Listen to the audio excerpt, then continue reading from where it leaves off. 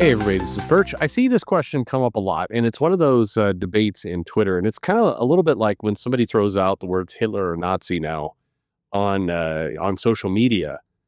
A smart person knows that this isn't an argument that anybody is going to win because you're not really having an argument. You're having a name calling contest at this point. I think a lot of people get tricked into thinking they're in a debate or that there's an actual kind of reason to be had. But as soon as you start doing it, it's the same thing, by the way, when people throw out the Perch as a fence sitter. If after 4 or 5 thousand videos at this point, fence sitter is what you come up with, I a lot less often these days. It's fairly rare. I don't get baited into it anymore because the person is not trying to have a discussion or even understands what the hell they're talking about. They're just throwing out words. And if you get into an argument with somebody throwing out words, you are again, it's a pointless. I mean, it could be fun if you just feel like fighting today, but you're not. You should know going into it. There's not a conclusion. Like I think a lot of people go into debates thinking that, and at the end, the truth will be determined, and we will shake hands, or maybe not, but there will be a winner and a loser. And the problem is, in any argument, if the conversation is, "Oh yeah, well you're Hitler," like as soon as that throws out, there will not be a winner or a loser, point. You're just entertaining yourself at that point. So this mail, I think, asks a question I see a lot, but it's in this same vein of there's not a win scenario here for anybody.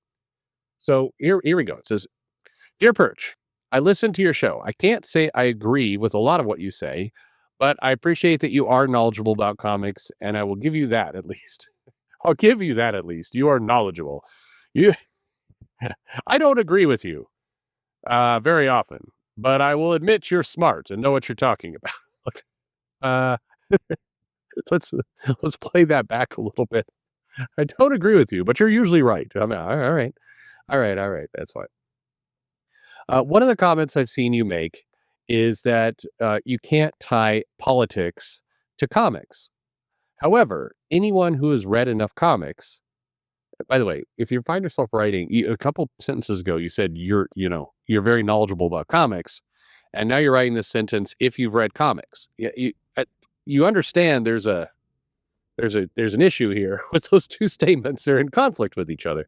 But anyway, if you read comics, you will know that superheroes have always been dedicated to fighting fascism. Comic book superheroes like Superman, Captain America, and Captain America's like, in parentheses, it says Captain America, he's even fought Hitler for God's sake. Here, he's even fought Hitler for God's sake, are anti-fascist or Antifa. Heroes have always been social justice warriors. To hear YouTubers talk about comics being too SJW, to hear YouTubers talk about comics always, I'm really screwing this up. To hear YouTubers talk about how comic books are too SJW is absurd when they have always been SJW. It is what superhero stories are. Superman fights for social justice, period. End of story. I don't understand how somebody who reads Superman thinks that there are too many SJWs in quotes there, too many SJW comments. I think you mean content. I don't know. Anyway, too many SJW contents. Okay, in them. I get the idea. It feels like a lot of people just really want the politics to match their politics. Yes, exactly. By the way, yes, you got it. It's exactly that. And they are forgetting the comic books that they've actually read. I doubt you'll want to read this on air, but despite our differences, I do agree with your show. Well, thank you very much. And you know what? Despite our differences, I will buy you a beer if I ever see you. I bought a lot of beer this year. I've gone to a couple cons. Went to that Bell County con and bought a lot of beer. I got kind of the side eye stiff arm from some people there. I was disappointed by that, but I did buy some. I had some good time with some fans. Anyway, so look, actually you said it right there at the end. If people want to see their politics, and their politics is a moving target. The thing that I think all sides do, and I think it goes in waves. One side does it more than the other at times. And I think the left wing has been doing this more, although I think the right wing is, working hard to catch back up. Is the idea that, this idea that their side has always been, the same. They've always been on the side of right, and they've always been this kind of thing. Well, you know, Democrats, if you go way back in time, if you're going just by the name, yeah, Democrats were the party of slavery at one point in their history. Now, it's a bit of that people use that argument. I see a lot of Republicans using that argument. It's not an entirely fair argument because politics and people change. The Democrat Party, I know it hurts people's arguments, but the Democrat Party that was in favor of slavery is definitely not the Democrat Party of today. They're different people, different ideologies, different things they're for. But this is not it's not to give the modern day Democrat Party a pass. If you look at the Democrat Party of JFK, it's a very different party than today. If you look at the Democrat Party of Jimmy Carter and even to some extent Bill Clinton, it's a different party than today. Bill Clinton stood up and said marriage is between a man and a woman. I'm not in favor of gay marriage. This was that was the Democrat Party. So parties change, and I could do the exact same thing to Republicans. The Republican Party of Trump is not the Republican Party of Reagan. There are differences, and that's not a bad thing, by the way. People evolve, times evolve, things change, worries change. And there are different things to be concerned about right now. Probably important to be concerned about data privacy and AI and where that stuff's going. Back in the 70s and 80s, concerned about who's got nukes and are we going to have to hide under our desks to protect ourselves from nukes. These are politics change. And that's also why in comic books, you can't say these heroes have always been anti-fascist and hold that up like that's some kind of gotcha to people saying they don't want, SJW contents today. For two really big reasons. And this is one of those ones where you got it, if you're gonna accept some parts of comics past, you have to accept all parts of comic past. You can't pick and choose. So let's take a look at comic book past. So number one, first off, if we're gonna say that Superman has always been anti-fascist, okay, fine. Superman has also made himself look like, in his words, by the way, not mine, written in the comic, a jab. Superman has, during the Silver Age, would routinely just troll and screw with Lois Lane to the point that, one comic, he had his super robots paddle the shit out of her to the point where she couldn't sit down. I don't think it's a gotcha if you're holding up comics of the past as being kind of the hallmark of this kind of behavior you're thinking of, because there's plenty of sexist, racist, all kinds of shit going on in comics in the past. They're there.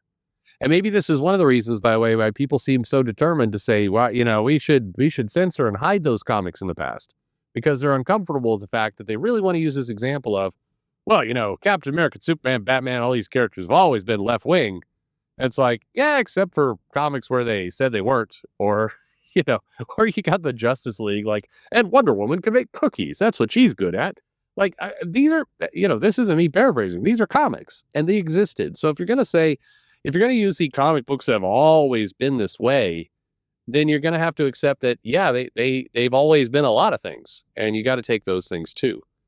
The other thing, and I think that this is just, look, it feels like people are being intentionally dense when they talk about SJW content, because for the majority of people, when they say SJW content, they're not talking about too many black people or too many women in the comic. Some people do, but no, that's not what they mean. What they usually mean is lectures. They mean that in the middle of this superhero adventure, one of the superheroes is going to turn around and give us a lecture on trans rights in the middle of a fight with Darkseid, and people are like, yeah, it doesn't fit there.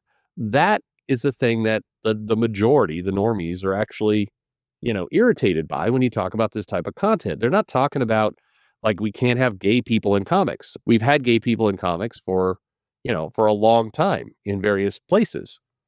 Teen Titans had a gay character long ass time ago. X-Men has dealt with it. Lots of characters, comics have had this, and comics may shock you. A lot of the writers and creators are typically more left-wing, more progressive. It's connected to what comics are. But when people say they don't want this stuff, it's like it's them going, hey, we're going to, we're going to basically kill off Wolverine. We're going to make Laura Kinney Wolverine. We're then going to say she was always Wolverine. She's the true Wolverine, and she's a better Wolverine, and she's actually stronger than him.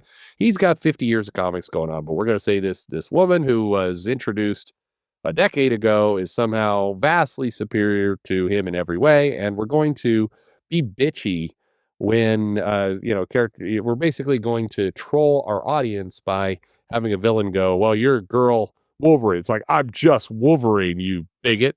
And it's like, okay, you guys are just fucking around at this point. You know you are.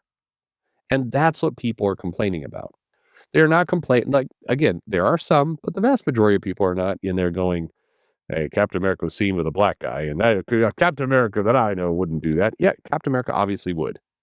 By the way, that's not a hypothetical. I saw somebody in a raging argument about how Captain America wouldn't hang out with black people. When he went to join the Avengers, there wasn't a black guy on the team then. Yeah, and he also hung out with the Falcon for what? How long? Decades and decades and decades. That's just the most absurd, stupid ass argument I've ever heard. And there are stupid ass people. But I think if you're going to make the comment of, superheroes have always been Antifa, no. B, look, no matter how actually, the most important part in all this, I was going to go down the path of, you think Captain America wouldn't be, would be like, yes, I support these guys firebombing and, buildings in Portland. Yeah, there's Nazis in those buildings, and Captain America would absolutely be we have to actually beat up a Starbucks in order to say we're against Trump. Like, you think that's the Captain America you think you read for years? No. But I think the most important point in all this is this. Cartoon characters don't agree with you. Comic book characters do not agree with you. They're drawings.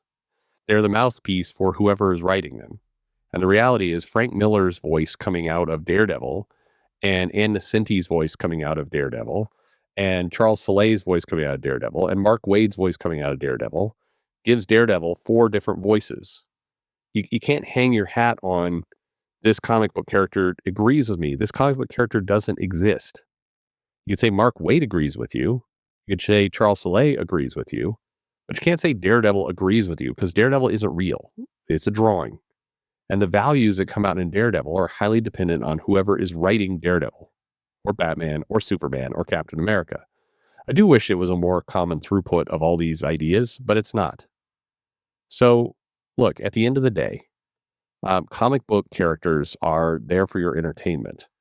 They're not there to be your moral friend because they're not like a normal human being. They don't have opinions, emotions, or life. They are a mouthpiece for whoever's writing them. And so this argument of comic books have always been woke or whatever it happens to be, the best thing you could stand on is the creators who made these books shared my values. But even then, a lot of them didn't. Mark Grunwald was very left-wing. But just like I said earlier, the Republican Party and the Democrat Party has changed over the years. So has comic creators.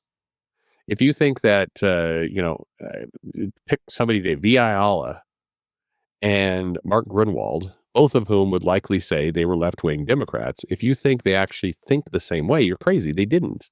They would think vastly different. They're products of different eras and different times. And that's normal. That's called humanity. Comic book characters are not humans. They're drawings. Thanks for listening.